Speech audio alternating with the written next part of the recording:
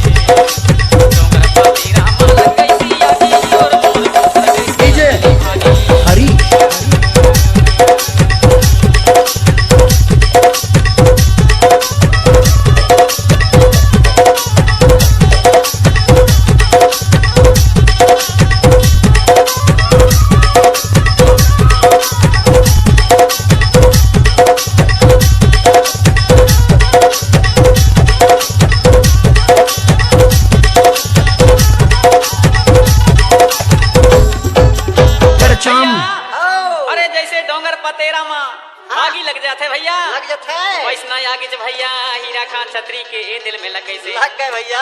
कमाल हीरो टूरी के हृदय में लग गई से भैया, लग गए एक दूसरे ला भैया पसंद आ गए। आगे फिर का कहबे मन मिले से है मन पर गए ते संग सहेली महतारी बाप घर दूरा नहीं सुहावे रे दादा, फिर तो ओहिच भर दिखते। वही जो कमाल ही हीरा खान ला देख के मोह गए।